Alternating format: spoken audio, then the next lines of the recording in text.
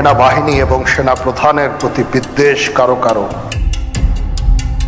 করার অভিযোগ তার বিরুদ্ধে আনা হয়েছে। তাজুল ইসলাম এবং নাবিলা ইদ্রিস যে খেলা দেখালো তাতে ক্ষমা চেয়েও লাভ হলো না সেনাপ্রধানের।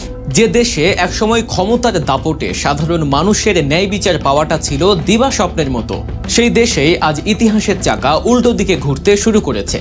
তবে কোমরে রশি বেঁধে যাদের আইনের কাঠগড়ায় দাঁড় করানো হলো তাদের পুরো টিম এবার তাজুল ইসলামকে নিয়ে ভয়ঙ্কর এক চক্রান্তের নীল নকশা এঁকে যাচ্ছেন, যার সম্পূর্ণ ব্যাগ তাজুল ইসলামের উপর দিয়ে যাবে।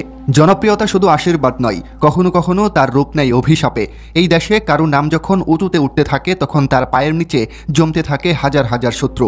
দর্শক, আন্তর্জাতিক অপরাধ ট্রাইব্যুনালের আইনজীবী তাজুল ইসলামকে হত্যার হুমকি দিচ্ছে সেনাবাহিনীর সদস্যরা। ইতিমধ্যেই সেনাবাহিনীর সদস্যদের উপর খুব চাললেন আইনজীবী। কি বলেছেন এই ভিডিওতে দেখতে পারবেন। এবার নড়ে চড়ে বসেছে সেনাবাহিনীর সদস্যদের উপর অ্যাকশন নেওয়ার জন্য আইনজীবীরা। দর্শক, এই ভিডিওতে আসুন একে একে সে সকল তথ্যগুলো জেনে আসি। না পেলে দেখবেন, একটি লাইক করে আমার সাথেই থাকবেন। সেনাবাহিনী এবং সেনা প্রধানের প্রতি বিদ্বেষ কারো কারো করার অভিযোগ তার বিরুদ্ধে আনা হয়েছে। তাজুল ইসলাম এবং নাবিলা ইদ্রিস যে খেলা দেখালো তাতে ক্ষমা চেয়েও লাভ হলো না সেনাপ্রধানের। যে দেশে একসময় ক্ষমতার দাপটে সাধারণ মানুষের ন্যায় বিচার পাওয়াটা ছিল দিবা স্বপ্নের মতো, সেই দেশেই আজ ইতিহাসের চাকা উল্টো দিকে ঘুরতে শুরু করেছে। এক অবিশ্বাস্য পট পরিবর্তনে যাদের বিরুদ্ধে বছরের পর বছর ধরে গুম, খুন আর অকথ্য নির্যাতনের অভিযোগ পাহাড় সমান হয়ে জমেছিল, সেই সব ক্ষমতাধর সেনা কর্মকর্তারাই আজ আইনের মুখোমুখি, এখন করছে জেলে বসবাস। বাংলাদেশ সেনাবাহিনীর ইতিহাসের এক কলঙ্কিত অধ্যায়ের বিচার শুরু হয়েছে, যা কয়েক মাস আগেও ছিল অকল্পনীয়। এই গল্পের নায়ক হিসেবে আবির্ভূত হয়েছেন অ্যাডভোকেট তাজুল ইসলাম এবং ডক্টর নাবিলা ইদ্রিসের মতো কিছু নির্ভীক মানুষ।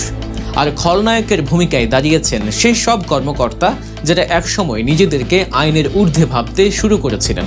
আজকের এই ভিডিওতে আমরা কোনো সাধারণ খবর পরিবেশন করতে আসিনি। আমরা বিশ্লেষণ করব সেই গভীরের গল্প, জানব কিভাবে সম্ভব হলো এই অসম্ভবকে সম্ভব করা। কারা সেই নায়ক যারা নিজেদের জীবন বাজি রেখে এই লড়াইয়ে নেমেছেন, আর এই ঐতিহাসিক বিচার প্রক্রিয়া বাংলাদেশের ভবিষ্যতের জন্য কি বার্তাই বা বহন করছে। চলুন গভীরে প্রবেশ করা যাক। বিগত এক দশকেরও বেশি সময় ধরে বাংলাদেশের রাজনীতিতে গুম শব্দটি এক মূর্তমান আতঙ্ক হিসেবে পরিচিত ছিল। বিরোধী রাজনৈতিক দলের কর্মী, সরকারের সমালোচক, সাংবাদিক, মানবাধিকার কর্মী, এমনকি সাধারণ ছাত্ররাও এই রাষ্ট্রীয় সন্ত্রাসের শিকার হয়েছেন। দিনের আলোয় বা রাতের আধারে সাদা পোশাকের কিছু লোক এসে তুলে নিয়ে যেত, আর তারপর তাদের আর কোনো খোঁজ পাওয়া যেত না। পরিবারগুলো বছরের পর বছর ধরে থানা, আদালত আর মানবাধিকার সংস্থার দরজায় ঘুরেও তাদের প্রিয়জনের কোনো সন্ধান পায়নি। প্রতিটি অভিযোগের জবাবে আইন প্রয়োগকারী সংস্থাগুলোর একটাই উত্তর ছিল, আমরা কিছু জানি না। এই ভয়াবহ সংস্কৃতি এতটাই গভীরে ছড়িয়ে পড়েছিল যে মানুষের মনে রাষ্ট্র এবং প্রতিষ্ঠানগুলোর উপর থেকে বিশ্বাস প্রায় উঠে গিয়েছিল। তৎকালীন শেখ হাসিনা সরকারের বিরুদ্ধে প্রধান অভিযোগই ছিল যে তারা রাজনৈতিক প্রতিপক্ষকে দমন করার জন্য রাষ্ট্রীয় সংস্থা, বিশেষ করে সেনাবাহিনীর কিছু বিপদগামী কর্মকর্তাকে ব্যবহার করে একটি ভয়ের রাজত্ব কায়েম করেছে। এই অভিযুক্ত কর্মকর্তারা এতটাই প্রভাবশালী হয়ে উঠেছিলেন যে তারা নিজেদেরকে আনটাচেবল বা ধরাছোঁয়ার বাইরে ভাবতে শুরু করেছিলেন। তাদের বিরুদ্ধে কথা বলার অর্থ ছিল নিজের এবং পরিবারের জীবনকে ঝুঁকির মধ্যে ফেলে দেয়া। এভাবেই একটি বিচারহীনতার সংস্কৃতি রাষ্ট্রকে গ্রাস করে ফেলেছিল। কিন্তু ইতিহাসের নিয়মে কোনো স্বৈর শাসনই চিরস্থায়ী হয় না। গণ আন্দোলনের মুখে শেখ হাসিনা সরকারের পতনের পর যখন ডক্টর মোহাম্মদ ইউনূসের নেতৃত্বে অন্তর্বর্তীকালীন সরকার গঠিত হলো, তখন জনগণের সামনে সবচেয়ে বড় চ্যালেঞ্জ ছিল রাষ্ট্রের ক্ষতগুলোকে সারিয়ে তোলা। আর সেই ক্ষতগুলোর মধ্যে সবচেয়ে গভীর ছিল এই গুম এবং বিচার বহির্ভূত হত্যাকাণ্ডের বিচার। জনগণের এই তীব্র দাবির মুখে অন্তর্বর্তীকালীন সরকার গঠন করে গুম তদন্ত কমিশন। এই কমিশনের মূল দায়িত্ব ছিল বিগত বছরগুলোতে ঘটে যাওয়া সমস্ত গুম ও বিচার বহির্ভূত হত্যাকাণ্ডের পেছনের সত্য উন্মোচন করা এবং দোষীদের আইনের আওতায় আনা। আর এখান থেকেই শুরু হয় আমাদের গল্পের মূল পর্ব। অদম্য দুই নায়ক তাজুল ইসলাম এবং নাবিলা ইদ্রিস। এই কঠিন লড়াইয়ের অগ্রভাগে থেকে যারা নেতৃত্ব দিয়েছেন তাদের মধ্যে দুজনের নাম বিশেষভাবে উল্লেখযোগ্য। আন্তর্জাতিক অপরাধ ট্রাইব্যুনালের chief prosecutor advocate Tajul Islam এবং গুম তদন্ত কমিশনের সদস্য ডক্টর নাবিলা ইদ্রিস।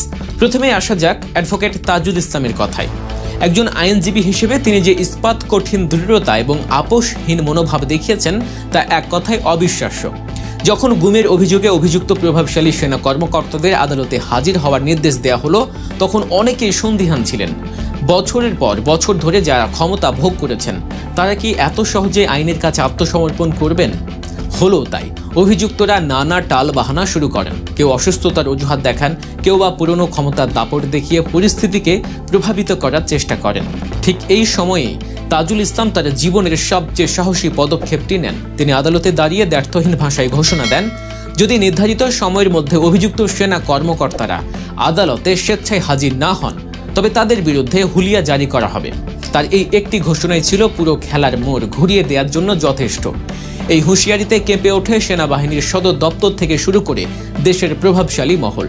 তাজুল ইসলামকে থামানোর জন্য, তাকে বিতর্কিত করার জন্য এবং সরকার, ট্রাইব্যুনালে এবং সেনাবাহিনীর মধ্যে বিভেদ তৈরি করার জন্য নানামুখী ষড়যন্ত্র শুরু হয়।